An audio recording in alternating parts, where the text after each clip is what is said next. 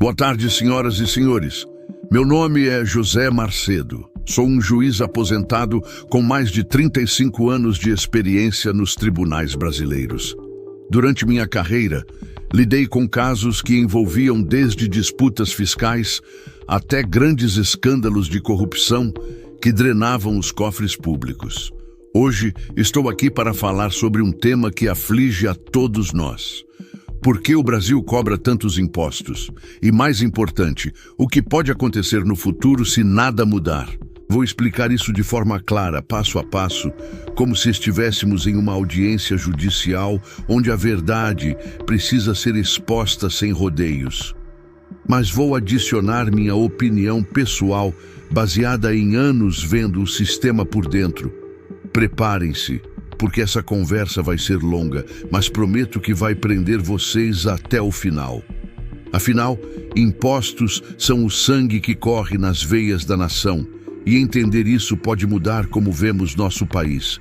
Vamos começar pelo básico. O que são impostos e por que eles existem? Impostos são contribuições obrigatórias que o governo cobra dos cidadãos e empresas para financiar serviços públicos. No Brasil, eles vão desde o IRPF que você paga no salário até o ICMS nas compras do supermercado, passando pelo IPVA do carro e o IPTU da casa. Parece simples, né? Mas aqui no Brasil, a coisa complica. Nossa carga tributária, ou seja, a porcentagem do PIB que vai para impostos, está em torno de 33% a 35%, segundo dados recentes do IBGE e da Receita Federal. Isso nos coloca no patamar de países desenvolvidos como França ou Alemanha, mas com uma diferença gritante. Lá, você vê o retorno em saúde de qualidade, educação de ponta e infraestrutura impecável. Aqui, muitas vezes, o dinheiro some em buracos negros de ineficiência e corrupção. Por que tantos impostos? A raiz do problema é histórica. Vamos voltar no tempo. No século XIX, o Brasil imperial já cobrava impostos sobre exportações de café e açúcar para sustentar a monarquia. Mas foi na era Vargas, nos anos 1930 e 1940, que o Estado brasileiro inchou. Getúlio Vargas criou um modelo de desenvolvimento baseado em intervenção estatal, com empresas públicas e direitos sociais. Isso exigia dinheiro e os impostos aumentaram.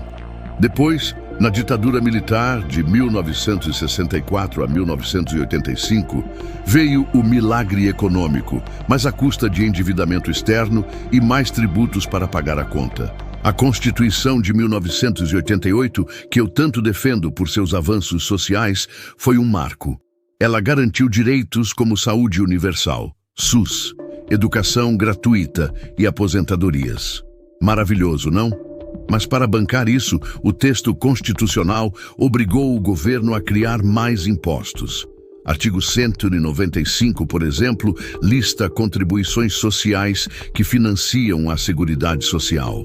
Resultado: uma teia de mais de 90 tributos federais, estaduais e municipais, segundo o Instituto Brasileiro de Planejamento Tributário. Agora, vamos ao cerne. Por que tantos? Primeiro, o gasto público é altíssimo. O Brasil gasta cerca de 40% do PIB com despesas governamentais, mais que a média da América Latina. Isso inclui salários de servidores, que representam uma fatia enorme.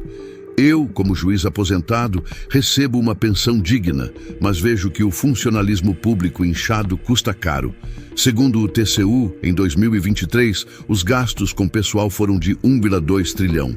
Segundo a dívida pública, o Brasil deve mais de 75% do PIB e os juros dessa dívida consomem bilhões. Para pagar, o governo aumenta impostos em vez de cortar gastos. Terceiro, ineficiência e corrupção. Lembrem-se dos escândalos que julguei indiretamente. Mensalão, Petrolão, bilhões desviados. A Lava Jato revelou que a corrupção custa ao Brasil até 2% do PIB por ano, segundo estimativas da FGV. Para compensar esses rombos, mais impostos sobre o cidadão honesto. E há o lado social. O Brasil é um país desigual. Impostos progressivos, como o IR, deveriam taxar mais os ricos, mas na prática nossa tributação é regressiva. Os pobres pagam mais proporcionalmente via impostos sobre consumo, como IPI e ICMS. Por quê? Porque os ricos têm deduções e planejamento fiscal. Eu opino que isso é uma injustiça gritante. Como juiz, sempre defendi a equidade. Impostos devem ser justos, não punir o trabalhador. Mas o governo usa impostos para financiar programas como Bolsa Família, agora Auxílio Brasil, que tiram milhões da miséria. Sem eles, a pobreza explodiria. Em 2024, o programa custou 150 bilhões de reais, financiado por impostos. É nobre, mas ineficiente. Muito dinheiro vai para intermediários. Outro motivo, a complexidade do sistema. O Brasil tem o pior ranking mundial em tempo gasto para pagar impostos, segundo o Banco Mundial. 1.501 horas por ano para uma empresa média. Isso é loucura. Leis mudam toda hora.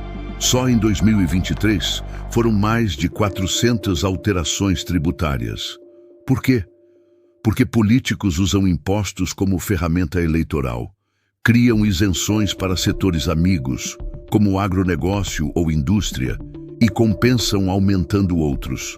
Resultado, uma colcha de retalhos que beneficia lobbies e confunde o povo. Agora, minha opinião pessoal.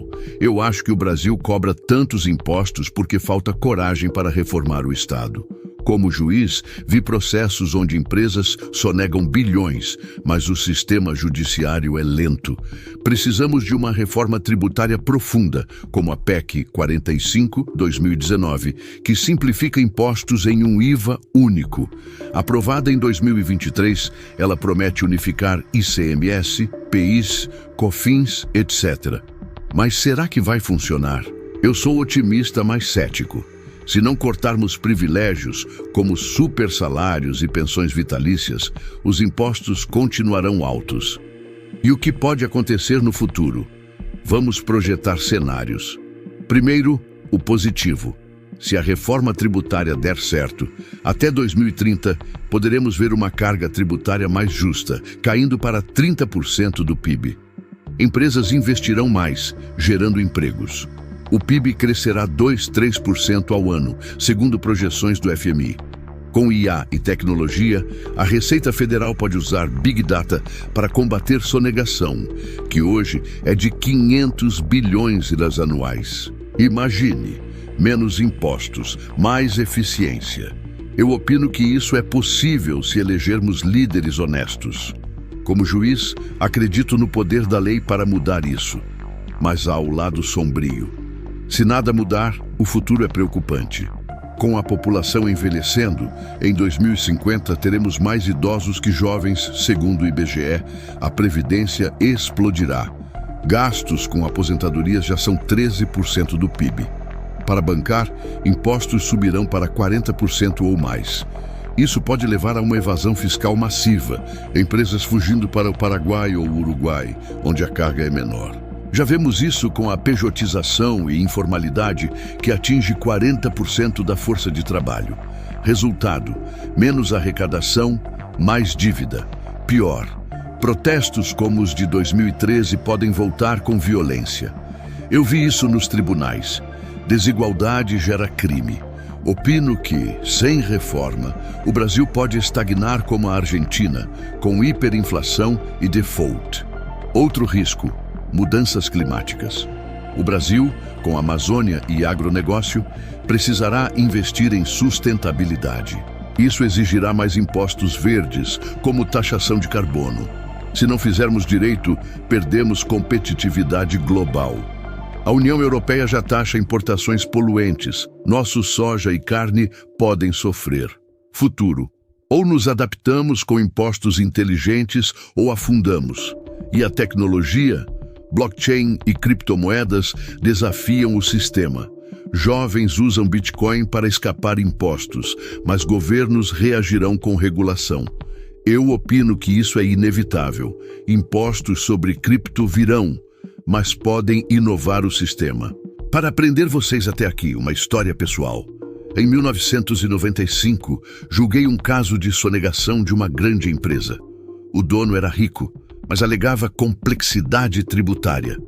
Condenei-o, mas pensei, por que o sistema permite isso? Anos depois, vi reformas parciais falharem por lobby. Minha opinião, o povo precisa pressionar. Vote em quem promete transparência. Use ferramentas como o Portal da Transparência para fiscalizar. Em resumo, o Brasil cobra tantos impostos por herança histórica, gastos altos, ineficiência e necessidade social. No futuro, ou reformamos para prosperar, ou afundamos em mais dívida e desigualdade. Eu, José Marcedo, acredito que podemos mudar. Como juiz aposentado, defendo justiça fiscal. Impostos sim, mas com retorno. Obrigado por me acompanhar até o final. Reflitam, debatam e atuem.